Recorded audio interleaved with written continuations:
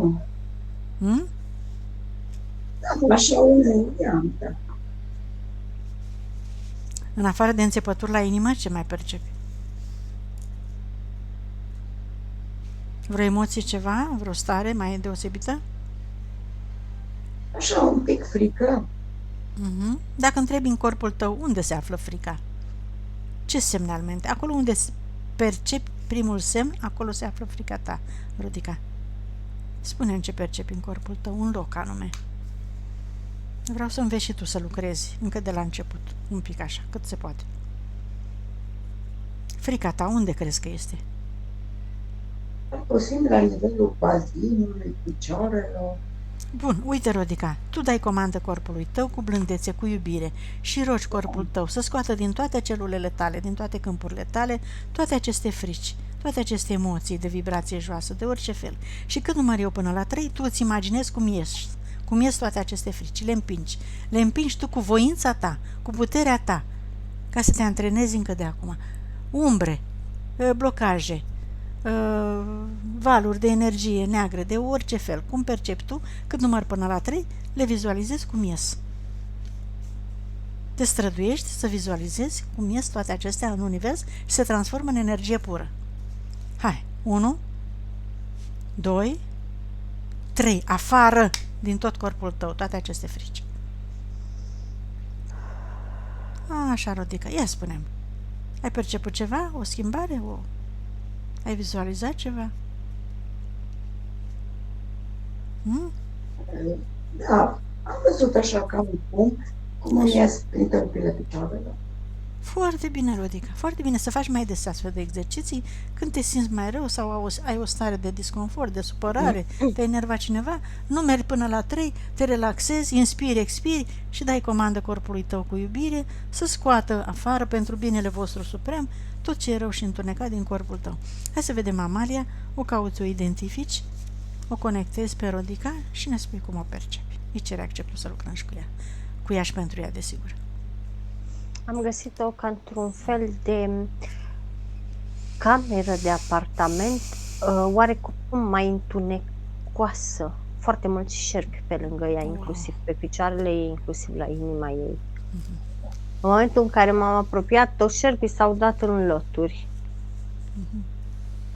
și au început să-i mișcoteze prin jurul inimii, pe la picioare, pe la bazin, au început așa să treacă peste ea. Chestia asta îi provoca frică. Mi-a făcut semn să stau la ușă pentru că nu știe să gestioneze situația și nu știe cum să se împartă ca să nu o devoreze șerpii respectiv și m-a anunțat că mușcăturile lor sunt foarte dureroase.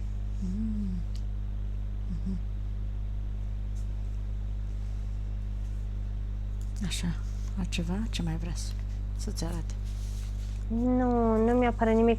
Am întrebat ce a făcut de are atâția șerpi de jur împrejurul ei și mi-au spus că sunt blesteme venite din partea copiilor ei handicapați, părăsiți, abandonați, aruncați. Ia să vedem. În câte vieți a avut copii părăsiți, abandonați, aruncați? În 3 vieți consecutive. Îi regăsește... Asta e a 4-a. Asta e a 4-a. Se regăsesc copiii aceia abandonați în viața ei actuală? Unul dintre ei se regăsește care avea un handicap, aș zice și puțin retard, dar cum să spun, avea un handicap mobil, nu se putea mișca. Și percep că l-a lăsat undeva în seara pe o uliță între case. L-a abandonat acolo. Dar băiatul era destul de măricel, avea în jur de 5 ani, 6 ani. 5-6 ani, cam așa. Și deși nu vorbea foarte bine, doar schița, îmi dădea senzația că e puțin și mut. Știi? Cam așa îl percep, că încerca să o strige, la care în el groaza creștea foarte mult, foarte, foarte, foarte, foarte mult. Și a rămas așa tot timpul cu senzația aia, adică uitându-mă la copil, i-a rămas impregnat copilului în ochi spatele mamei cum pleca hotărâtă. Ăsta ar fi actualul ei copil. Cu siguranță l-au marcat emoțiile de atunci și le-a păstrat până astăzi, așa-i? Sunt la fel de amplificate și astăzi. Tot îmi vine să spun că în el fiecare celulă parcă se mișcă, parcă se zguduie, parcă tremură în continuu. Are o frică în care tremură și cu siguranță în momentul când are vreun atac de panică sau în momentul în care e rău, are un tremurat specific copilul ăsta. Și cu siguranță are ceva și la vorbire când se sperie foarte tare, parcă se blochează, parcă se încleștează maxilarul. Are ceva cu vorbitul când se supără. Iată, Rodica, unde se află cauza în viețile trecute, în care tu i-ai născut, în sărăcia în care se trăia înainte, i-ai abandonat pentru că n-ai găsit soluție pentru a-i crește în condiții optime. Da. Nu este vina ta, să nu te învinovățești, sufletele n-au nicio vină, astea sunt experiențele prin care s-a trecut, cu traume, cu multe. Și au mai contribuit și paraziții care ne-au perturbat și așa mai departe. Hai să vedem ce mai vrea să-ți arăt. Oh. Știi cine e soacra? Ia zi. Este fix femeia care l-a înfiat și a avut grijă de el. Wow, și de asta îi reproșează și a atacat-o atâta. Corect, de-aia ea a spus că toate problemele au început când a cunoscut soacra, când a venit soacra, când și că n-a vrut-o, când a vrut să se căsătorească cu corect, copii, cu fiul. pentru că nu vrea să declanșeze karma. E ca și când soacra n-a vrut să declanșeze karma, dar pentru că ei s-au ambiționat și s-au luat, karma s-a declanșat în mod automat.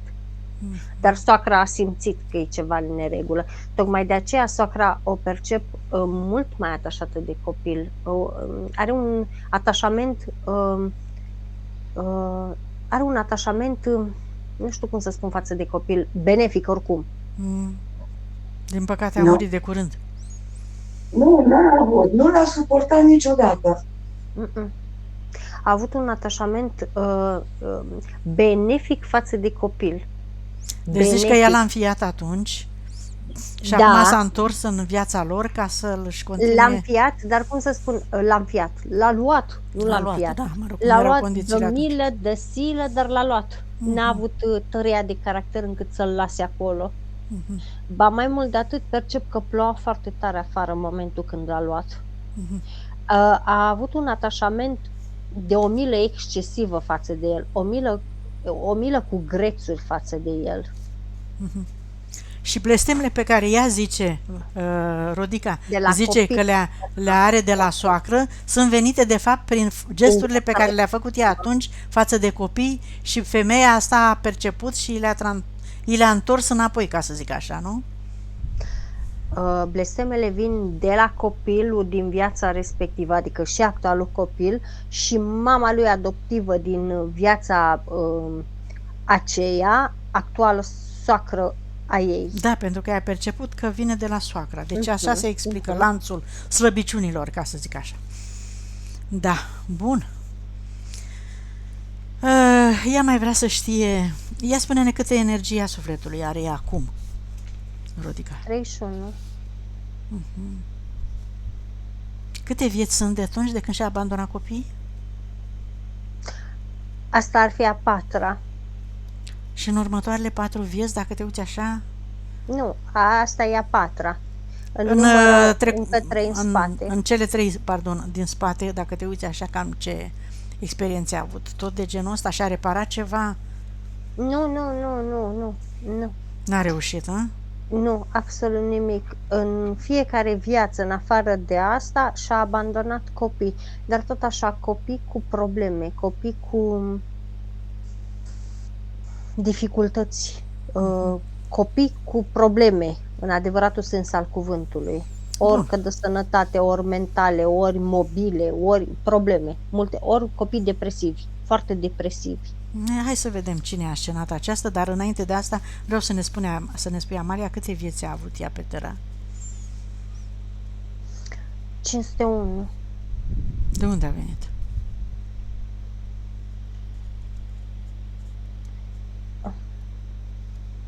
Pluton, vine să spun.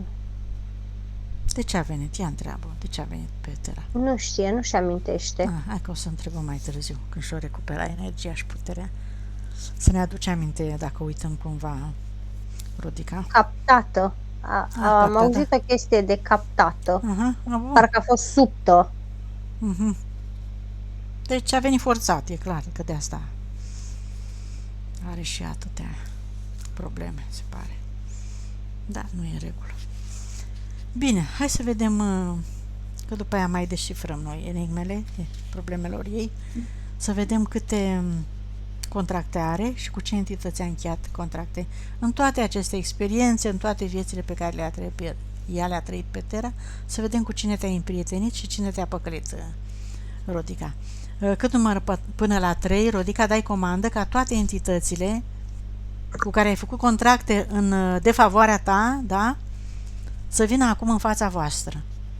Toate contractele, cu punctele, subpunctele, copiile, hologramele, amprentele, absolut toate pe care le-ai făcut, care te-au pus în suferință. 1. Cu toată puterea chemi aceste contracte. 2. 3. Cu toate aceste entități sunt acum în fața voastră. Iahve, Belzebut, Isis, Anubis, Ra. Foarte mulți draconieni percep și foarte mulți demoni percep în jurul ei. În total sunt 114 contracte la toți. Nu-l văd pe primul om, în schimb. În momentul în care l-am chemat și l-am întrebat, a spus că nu are contracte cu ea și a plecat înapoi. Dar oricum a râs, adică ceva de genul așa-i trebuie dacă nu trece pe la cine trebuie. Pe toate percep conflicte. Toate contractele au conflicte, că e conflict de separare, că e conflict de pierdere, că e conflict de ranchiună, că e conflict de furie, că e conflict de resentimente. Deci toate conțin conflict, toate. Mai percep durere sufletească, constrângere sufletească, mai percep manipulare, apăsare, frustrare, amăgire, îndoctrinare, iar pierdere, suferință, jertfă, vinovăție, pripășeală, prisosință, pagubă, vulnerabilitate,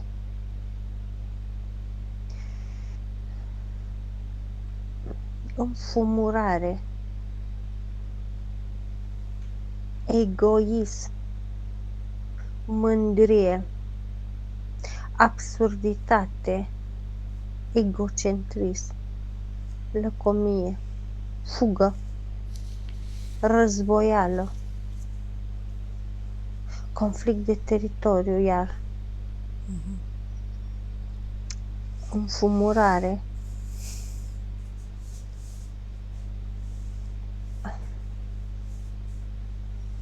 ăsta e șters. A fost scris în doctrinare iar aici. Rămășag, jurământ, prisosință iar, milă, lipsă compasiune, stoicism.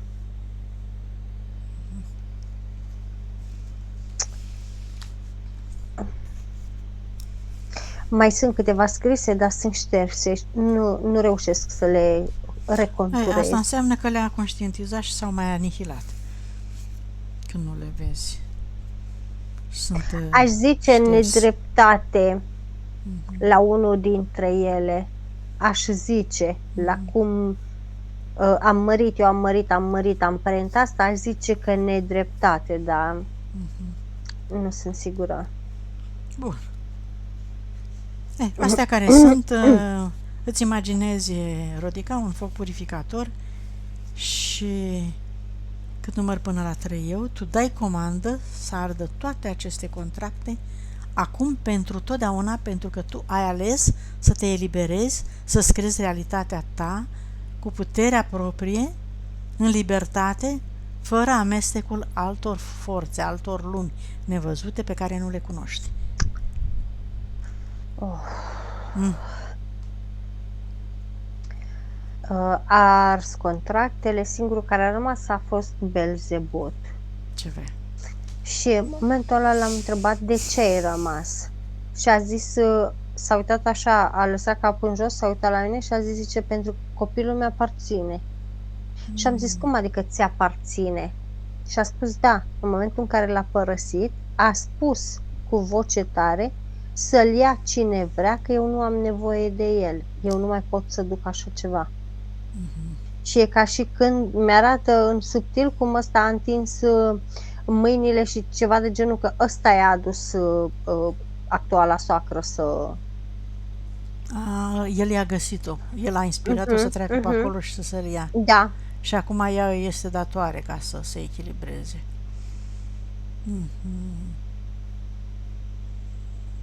Dar suferința ei, blestemele, faptul că și l-a recuperat și acum are grijă de el și îl iubește și îl crește și îi dorește binele, asta nu se ia în calcul.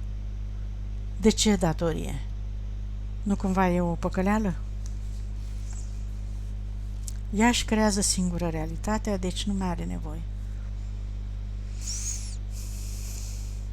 A fost pe frecvența ei lui atunci când l-a abandonat, dar ce se poate face ca să-și șteargă amprenta și să-l eliberăm? Ce vrea asta la schimb? Vrea ceva? Da, de asta tot întrebam. Ce vrea la schimb și n-a răspuns. Îi deschidem un portal să plece sau vrea în sursă? Ce vrea? Pentru că acum își ia Rodica și asumă responsabilitatea și își plătește toate, și-a plătit deja toate păcatele pentru greșelile făcute și acum își recuperează. Nu și-a plătit păcatele, nu. A dat puțin de greu că își face karma treaba, spune, și acum nu e nici măcar în stare să accepte greșeala care a făcut-o. Bun, o să-și ceară iertare, o să-și facă procesul Zice că nu e în acceptare absolut deloc. O să fie. Și a zis ceva de genul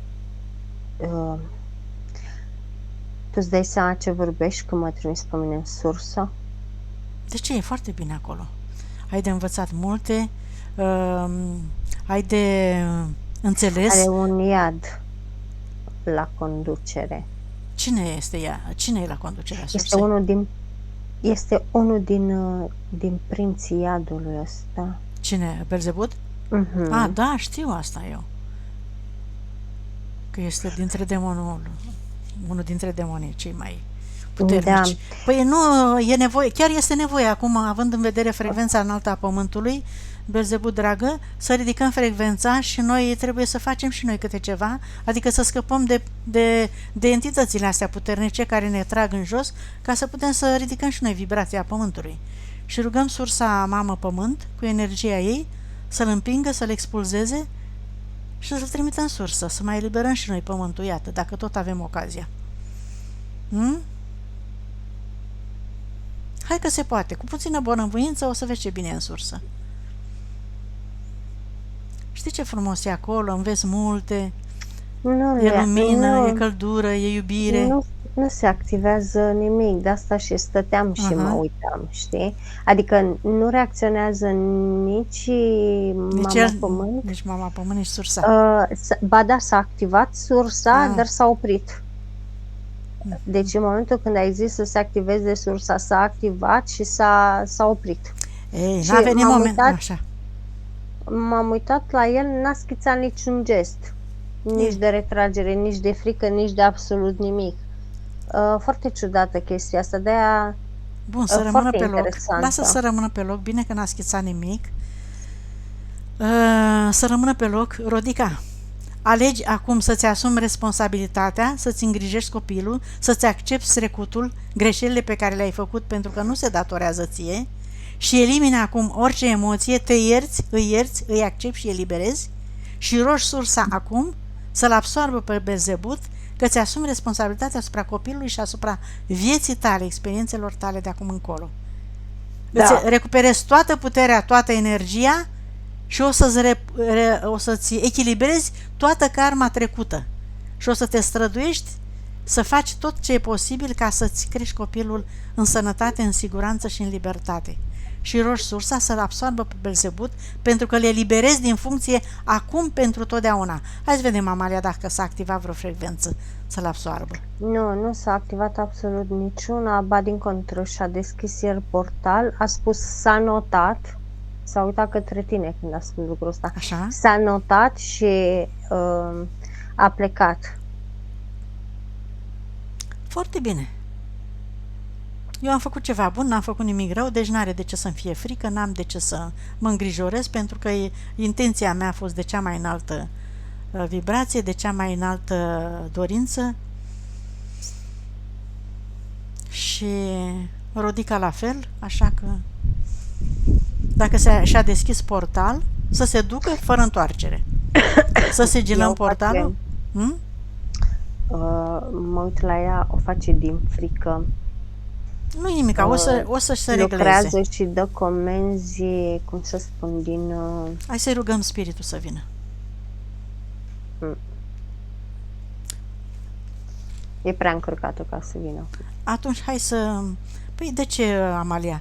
Cu 31% energia sufletului nu este chiar așa scăzută vibrațional. Dar nu vine. Bun, nu vine, o să vină mai târziu. Da, știi care e faza? Nici măcar nu-l percep. Rodica, ia cheamă-ți tu spiritul. L-ai chemat vreodată? I-ai cerut ajutorul vreodată spiritului tău? Da. Ia roagă-l, te rog, acum, cu iubire, cea mai înaltă frecvență. O să o curățăm noi oricum, că acum e foarte încărcată, dar să învețe. Cheamă-ți spiritul și roagă-l să vină acum la tine, să te susțină, să te ajute.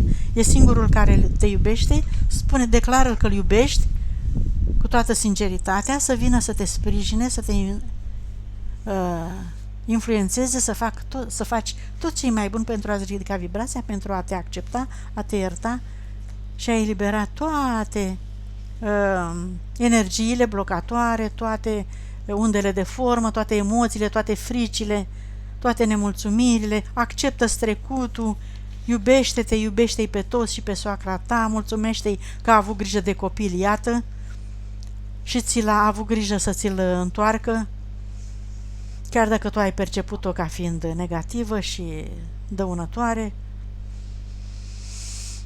Da, nu vine, îți spun și de ce. Acum am uitat mai bine când, pe lângă faptul că are toate canalele de comunicare închise, deci oricât ar vorbi cu el, nu aude, e ca și când e ștearsă toată amprenta ei către spirit, către lumea exterioară, către tot. Și uitându-mă mai atent la ea, am perceput că e băgată ca într-un fel de bulă transparentă, în care nu, cum să spun, e acolo în bula aia cu toate undele ei de formă, cu toate fricile, cu tot șerpii, cu tot absolut orice, e băgat acolo ca și când ar fi într-o cameră etanș. Hai să o curățăm, Amalia, am ars contractele, a plecat și Belzebut, hai să o curățăm și să o putem să-și ridice, să-și vadă de viitorul ei acum. Pentru că așa încărcată cum este, n-are cum să răspundă la întrebările mele, sigur că da.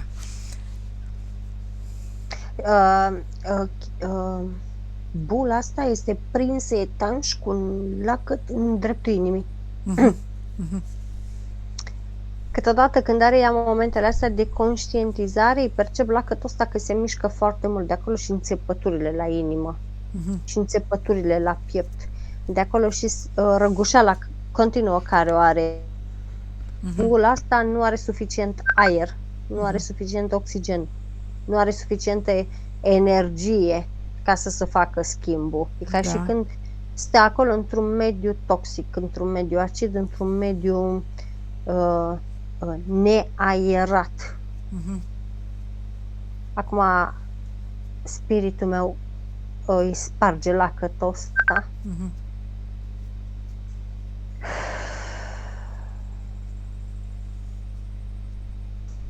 În momentul în care îi deschide bula asta, zici că deschide o scoică pusă așa într-o parte, așa. Mhm. Da. Și abia acum a început să uh, au început să coboare foarte mulți șerpi după ea, din ea. Mhm. Am perceput spiritul că a făcut focul de jur împrejurul ei, astfel încât șerpii ăștia n-au unde să fugă, e ca și când fug, se duc direct în foc. Da. Da. I-am încet. Ușor, ușor, ușor. O să La lucrez. frunte ia ca un fel de smoc de păr de capră. E însemnat. Mă auziți acum? Da, stai acolo liniștită, stai jos. Da. Stai jos, Nu știu Rodica. de ce. Stai jos, Dar Rodica, și nu- ascultă. Stai jos, Rodica, și ascultă, te rog. Da, Maria, scuze, că s-a întrerupt cu ea. Și am băgat-o iar. Aici, Da.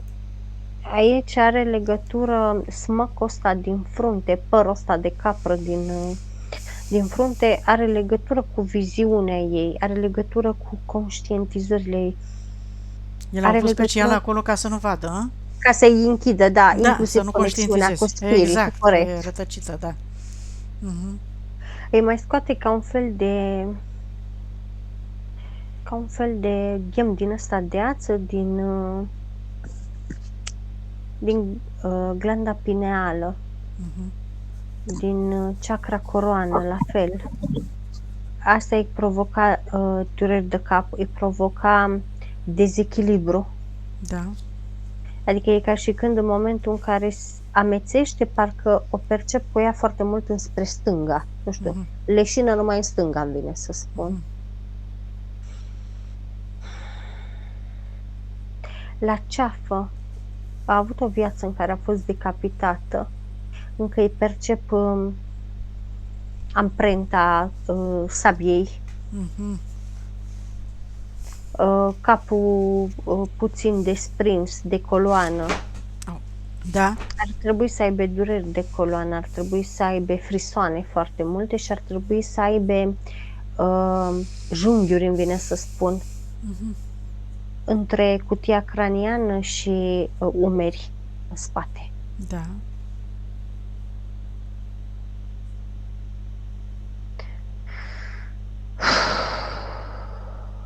Foarte multe amprente de dezincarnații pe spatele ei. De acolo și senzațiile astea s-au hrănit o perioadă bună din ea. În momentul în care se hrănea din ea, la propriu simțea că duce pe cineva în spate. Mhm. Acum îi șterge spiritul meu amprentele la inimă. Șerpi, mulți șerpi. Mulți. Are inima înveninată. Are inima strânsă, are inima sugrumată. Are inima îndoctrinată. Acum îi curăță. Curăță și, cum îi spune, măzga asta care au lăsat-o, mucusul ăsta care l-au lăsat de jur împrejurul inimii, dar și în interior. De acolo și probleme cu circulația sângelui. Foarte multe larve astrale în gât, în chakra gâtului, în stomac, în rinichi, în genunchi și pe tălpi.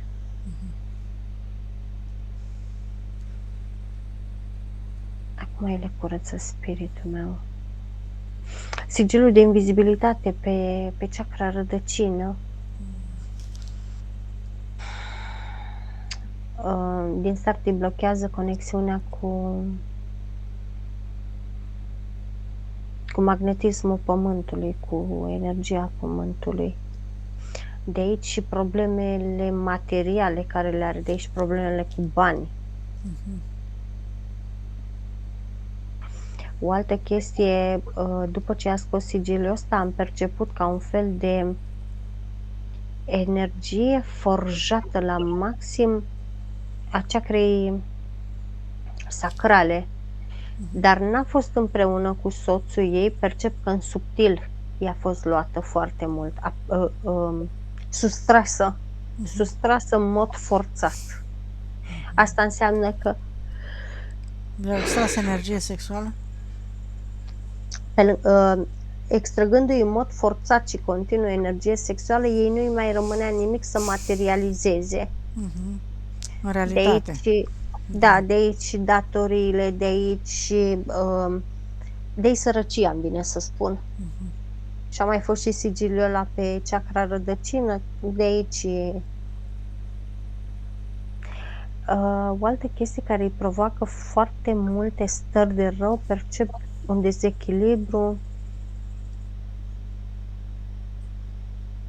la chakra plexului solar. E ca și când, cum a fost bula asta de jur împrejurul ei, parcă chakra plexului solar, printr-un punct din ăsta, ca un punct din ăla îmi perdea, extragea energie din afară, știi? E scârție, îmi vine să spun.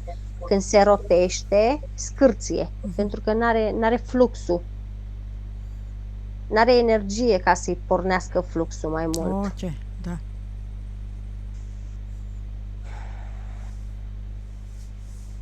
Foarte multă energie de nemulțumire în ambii rinichi.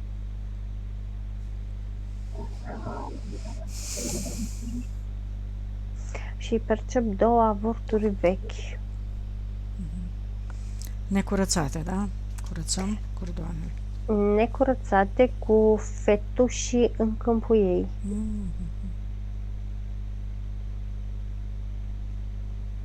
Curățăm cordoanele și eliberăm fetul și cu iubire deschidem portaluri și îi trimitem acolo unde le este locul, în liniște și libertate. Da.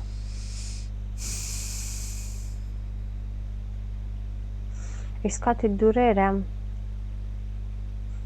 îi scoate conflictul, îi scoate nedreptatea, suferința, jertfa, sacrificiu, furia, mânia, nefericirea, neiubirea, nemulțumirea, tristețea, boala, nevoia de a fi bolnavă, nevoia de a plânge. După peste tot le scoate pe astea.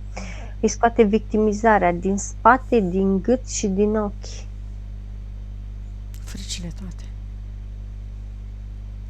Nu îi le scoate pe toate, îi scoate frica de viitor, frica de moarte, frica de boală, frica pentru ceilalți și frica de sărăcie. Frica pentru copilul ei, care are o îngrijorare mare pentru sănătatea. Frica de ceilalți. E încadrat asta cu copilul. Aha, bun. Neputința, orgoliu. Da. Uite, frica orgoliu, să ceară mândria. ajutor. Da. După peste tot le scoate. Nerăbdarea, atașamentul, Furie, ură, răzbunare. din inimă îi le scoate. Neacceptarea, tot din inimă îi o scoate. Judecată. Din pancreas, Depresie, cum se cheamă? Cum a numit-o ea? Anxietate, da. pancreas, frunte, ochi, plămân.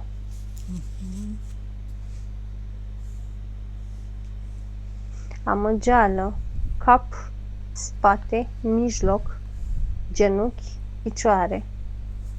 Neacceptarea are nevoie să accepte tot ce i s-a întâmplat ca să I-a poată. scos neacceptarea, instabilitatea, văd că eu scoate din șolduri, din genunchi, din oasele picioarelor. Neputință, neajunsuri. Neajunsurile îi le scoate iar după peste tot. Greșeli, să nu se mai învinovățească. Greșeala, Obsesiune. tensiunea și stresul Așa. îi le scoate din cap predominant, din gât, din inimă, din stomac, din vezica urinară. Câte a avut. Rezistența la schimbare. După peste tot și îmi blochează. Foarte bine, a scos foarte multe. Și așa, foarte. Perfect. Bine. Mai uite-te odată la ea, vezi dacă mai are ceva, să elimine, să scoată din nas. Dacă mai are ascunse pe undeva, să scoată orice. Îi mai scoate niște blocaj. energie stagnantă din centrii palmelor și ai tălpilor. Bun. Curățăm și linia de potențial de suferință cu toate proiecțiile ei de acolo, să le șteargă, să le transforme, să-și lumineze linia. Pe datorii și pe faliment are foarte multe, și pe conflicte, foarte, foarte multe create. Da. Să-ți pui intenția acum, Rodica, tot ce-ți dorești tu să realizezi, să ai serviciu potrivit, să fii sănătoasă, perfect sănătoasă, total și perfect sănătoasă, să ai o relație bună cu soțul și cu copilul și cu toată lumea, abundență, belșug, prosperitate, armonie și tot ce mai vrei tu, casă.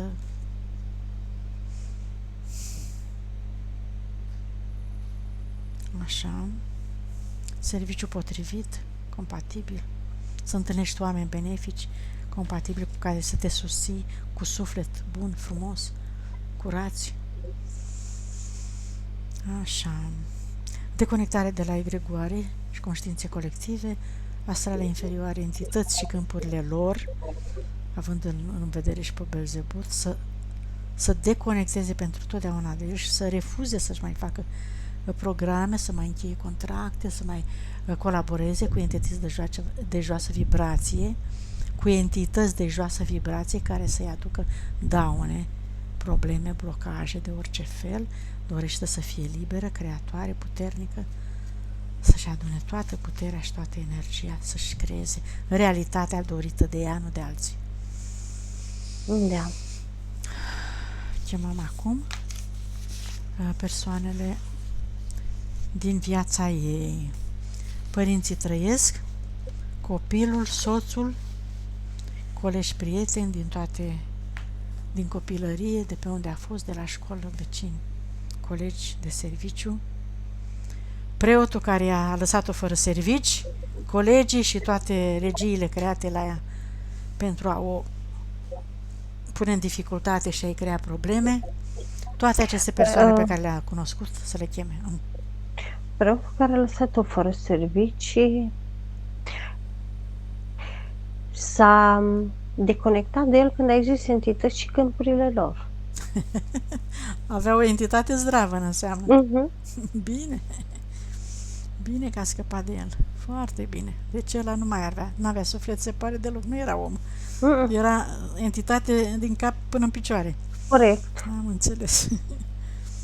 Interesant. Vai. În cine au oameni încredere, vai. Nu e, cum să spun, are tendința de a plânge. Are tendința nu plânge. E așa puțin plictisită. Da, trimite, a luminat cordoanele toate și acum e ca și când a luat o pauză ca să traduc. Mi-a spus traduc. Discuția dintre ea și soțul ei, între ei doi, se află de mulțumire. Mulțumire, dar în special care vine din partea ei. Mulțumire sau nemulțumire? Nemulțumire. Așa. Nemulțumire. Da. E ca și când ca și când nu se pot mulțumi unul pe celălalt, ca și când parcă e un gol emoțional între ei doi, dar golul ăsta e produs pentru că fiecare se străduiește să reziste, să treacă peste, dar fără să comunice. Nu prea văd comunicare. Să curețe cordonul cu el, să-l ierte pentru tot trecutul lor. Au avut karmic, probabil, relație, da? E karmică relația. Da, e o putoare, am auzit-o că a spus. Sau spiritul meu rectifică, a fost o putoare. În sensul că a stat lângă ea câteva vieți, tot ca partener, dar ca și când n-a făcut nimic. Parcă a fost înghețat în timp, viață după viață, viață după viață. Parcă n-a mișcat multe lucruri și acum e atât de plictisit încât mai degrabă l-aș încadra la amorțit, cum îl văd aici. Se mișcă greu, se pornește greu. Sunt curioasă, Rodica, îl recunoști? Ca Da, descriere? da, Așa perfect. este? Perfect. Am înțeles. Bun. Hai să vedem cum mai e. Ce îi mai transmite. Mai mult de atât, ce să mai fie? Destul. Mai mult de Oricum. atât, facem băț și am terminat cu el. Da, asta este, are și el contractele lui, are și el trecutul lui, Nu suferințele prea lui. experimentează el, asta e faza. Păi dacă o fi blocat și nu putea și încremenit, că n-a venit degeaba pe Terra, a venit și el să experimenteze. Dar după cum știm, nu facem ce vrem. Vezi că dacă mă uit acum la energia sufletului lui, nu intru în câmpuri, eu spun doar ce văd.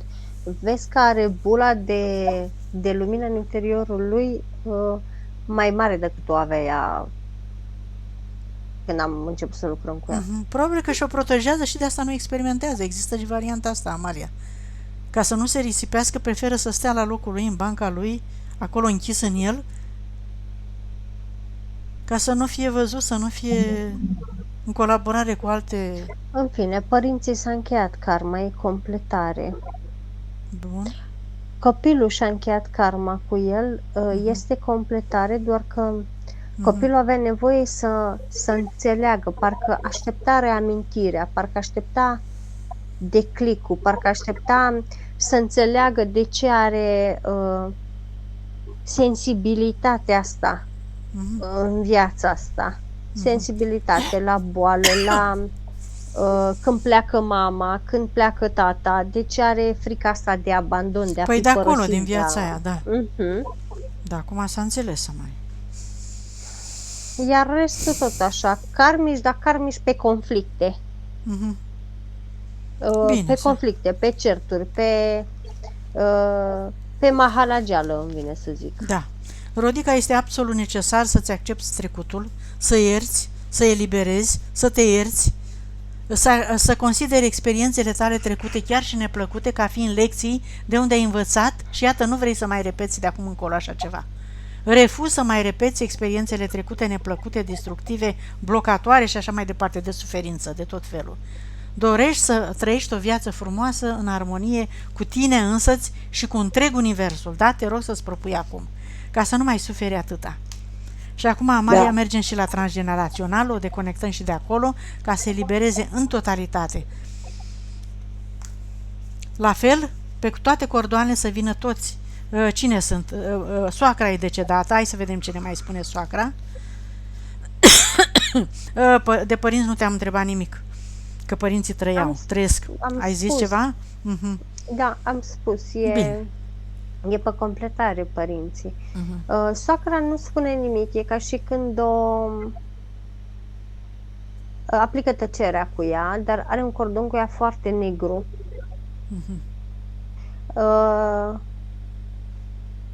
Suferință și gelozie citesc aici pe cordonul ăsta. Și așteptare. Cred că a așteptat să Să-i mulțumească, echivaleze. da, Nu neapărat să-i mulțumească, cât să o respecte mai mult, cât pentru ce a făcut în trecut, da. Da, s-a aștepta la un fel de recompensă soacra, dar cum să spun, n-a știut niciodată să ceară recompensa asta. Pe de altă parte, Rodica n-a perceput care e realitatea și a constituit-o dușman, ea avea așteptări, Rodica n-a știut ce înseamnă asta și s-a tradus totul într-o agresivitate reciprocă. Cred că s-a înțeles. Așa, Curățat cordoanele, nu toți primesc informația, percep, dar în schimb îi percep sacra în tăcerea asta că plânge. E ca și când a conștientizat. Dar parcă nu lasă să-i se vadă slăbiciunea, știi? Îi curg doar lacrimile pe obraz. Rodica, tu crezi că ai putea să-i mulțumești soacrei tale? Da. Atât cât poți tu, pentru cât merită ea, așa cum știu sufletele și spiritele voastre să o facă. Permite corpurilor voastre să vă iertați reciproc, să vă acceptați și să vă eliberați. Tăiați cordonul în mod deosebit cu ea și spui: te eliberez și mă eliberez, te iert și mă iert, te accept așa cum ai fost și mă accept. Am încredere în sufletul și spiritul tău, mergi în liniște și în libertate, în lumină, pentru binele tău suprem. Ok. Să-și caute spiritele, sufletele, să-și recupereze, să aibă încredere. Spre religioși. Spre religioși. S-a deconectat, da, nu prea sunt receptiv, da, asta e. Hai, Rodica, este momentul să schimbi spiritul încă o dată, acum că te-ai curățat și te-ai eliberat de toți și toate. Acum să vedem, să sperăm că poate să coboare un pic la tine, să te susțină, să te sprijine, să-și facă simțită prezența și spune-ne dacă îl percepi. Roagă-l să te atingă pe undeva, ca să vedem dacă îl percepi.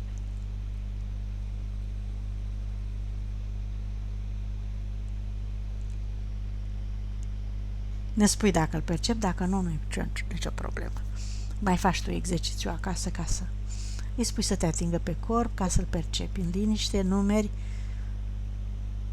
până la 10 eventual, te liniștești cu atenția în interiorul tău și îi spui că îl iubești, că îl respecti, că ai încredere în el, că e partea ta înțeleaptă și iubitoare și să stea alături de sufletul și de corpul tău, de mentalul tău, să te ajute să iei deciziile cele mai bune pentru tine. Hai să-ți facem și conexiunea cu energia pură a Pământului, Rodica. Îți imaginezi din centrul tălpilor tale 2 fascicule de energie. Luminoase, mari, adânci, cresc până în centrul Pământului și te conectezi cu energia pură a Pământului, cu mulțumire, iubire și recunoștință pentru tot ce ți-a oferit Pământul, pentru susținere, pentru hrană, pentru magnetism, putere, și te încarci cu această energie. Până în creștetul capului ești un stâlp de lumină, un canal de energie pură, de frecvența Pământului, și te simți puternică, te simți cu încredere în tine, cu stabilitate, și îți umpli corpul și câmpurile tale cu această frecvență și din centrul capului un alt fascicol de energie se revarsă în jurul tău și caută frecvența pură a sursei și conștiinței universale, energia de cea mai înaltă vibrație pe care tu poți să o accesezi în acum și aici. Îți cauți matricea originală, cu toate calitățile, cu toate valorile tale, cu toate talentele tale, voința ta, iubirea ta, puterea ta, încrederea în tine, dragostea ta supremă, adevărată, sinceră, necondiționată, pentru tine, Rodica, ca apoi să o manifesti și în jurul tău către alții.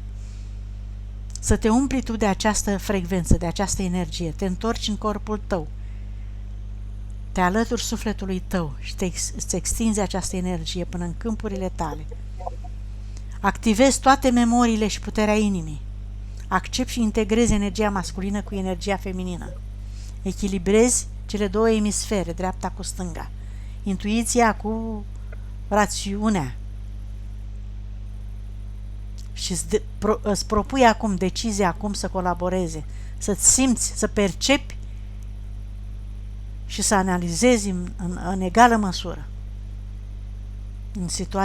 în situațiile date de viața ta, astfel încât să ai limpezime, să ai claritate mentală. Și integrarea celor trei părți, suflet, spirit, minte. În inimă. Foarte bine. Extindem energia, curățăm câmpurile, orice amprentă a trecutului, orice urmă de blocaj, de frecvență joasă.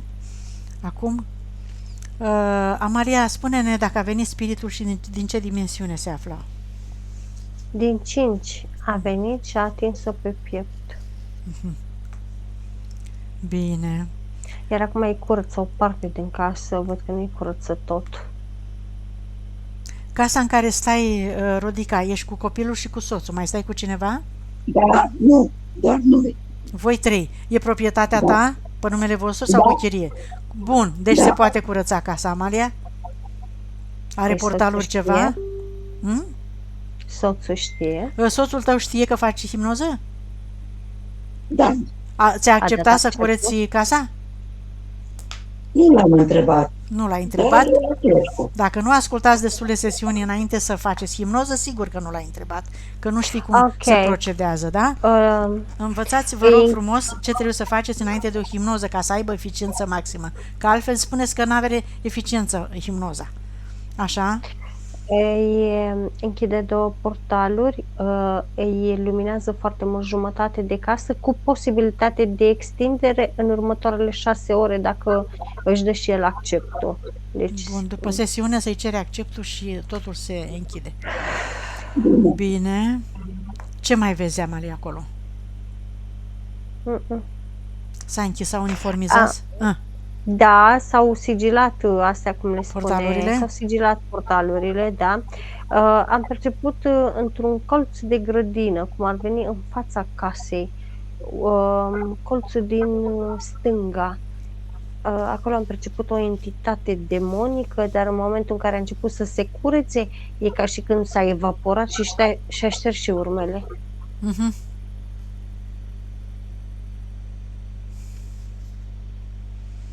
Am dat senzația că ar fi un brad acolo sau ceva de genul. Da, avem Ce ai? brad. Un brad? Din ăștia, Tuia. O Tuia. tuia. Ok. Ai grădină, Rodica? da, exact cum a spus. Păi nu ne-ai spus că trebuie Am o curățată și vecină curte. chiar în partea aia care caută mereu conflict. Deci acolo stătea demonul, da, Amalia? Bun, Da. curăță cu frecvența ta, uniformizează, curăță toate amprentele trecutului, toată ura, toată furia, tot scandalul, toate certurile, anihilezi, anulezi, ridici vibrația și implementezi acum frecvența cea mai înaltă, astfel încât nimeni și nimic să nu mai aibă putere să-ți facă rău, Rodica, să mai te influențeze în vreun fel vreo frecvență joasă a vecinilor. Bun. Unde Abia eram? Așa? Robinetul abundenței. Bine. A fost ceruit. Ca să nu mai curgă, a? Da, nu curgea absolut deloc. Am uitat să menționez căsătorie, botez, băiat, soț, Da, tot. s-au făcut. Așa? Spiritul meu zice... Ai uit mașină? eu, Scuze. Dar nu uit eu. Da. Ai mașină, Rodica, de curățat? Da, Bun. Curățăm și mașina.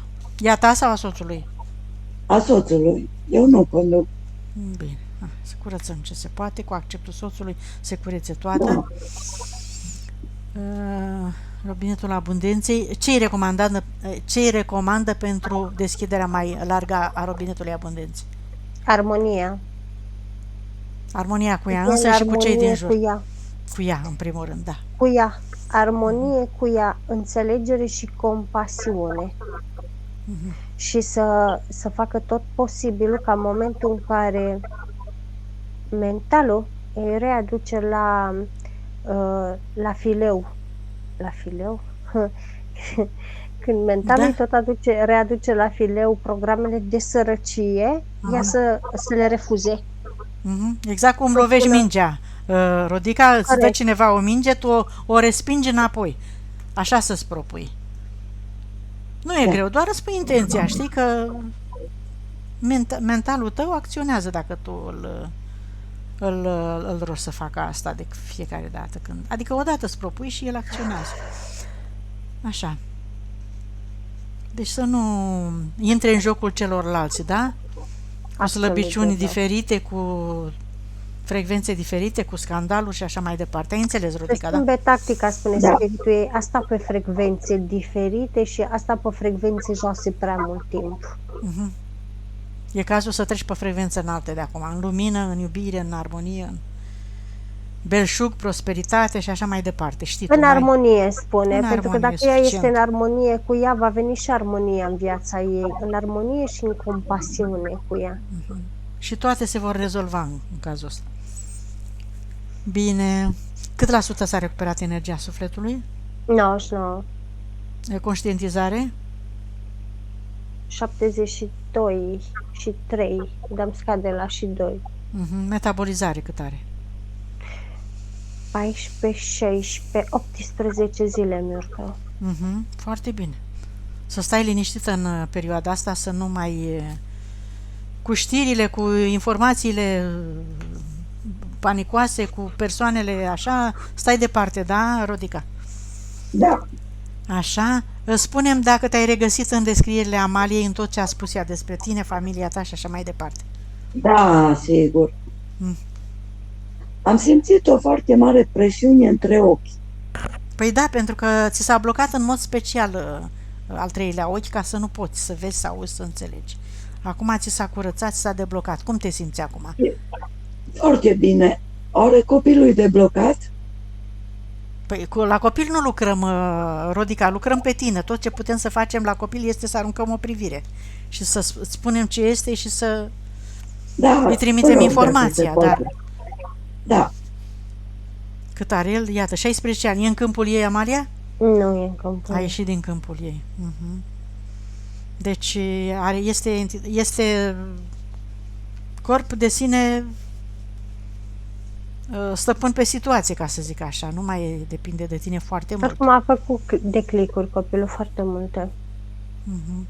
A înțeles situația în astral. Spune că îl iubești, Rodica, spune că ai încredere în el, spune că el știe, că el poate, că el este lumină, că el are un suflet frumos, că el este puternic și iubitor. E liber de acum încolo să-și creeze realitatea în modul cel mai plăcut și mai benefic pentru el. Asta să-i spui în fiecare seară dacă poți. Bine. Și este suficient. Nu trebuie să te îngrijorezi că îi transmiți conflict și suferință, nu trebuie să-i porți de grijă, nu trebuie să-l atenționezi, să-l jignești, să-l așa, doar să-i transmiți astea ce ți-am spus eu și tot ce-ți mai vine ție plăcut, benefic, frumos, cuvinte constructive. Atât. Și el va fi un copil minunat, de succes și realizat. Acceptul de publicare dacă ne-l dai, Rodica, și noi am încheiat aici. Da. Mulțumesc. Despre Mai ai copil întrebări? nu mai apare ceva. Ce vrei să Despre apare? copil. Ce vrei să știi despre copil? Spune concret ce. Referitor la sănătate și la carieră, la... nu știu, găsește drumul în viață cumva. Păi la 16 ani să-și găsească drumul în viață, nu e la Nu liceu, drumul, nu e la școală? Adică, nu drumul, adică așa, e foarte rătăcit cumva. Pentru că tu ai fost rătăcită, Rodica, și el a stat în câmpul tău până de curând și tu ai văzut bine ce rătăcit ai fost. Exact ce spuneam la început, copiii, când au probleme, întâi căutăm la părinți.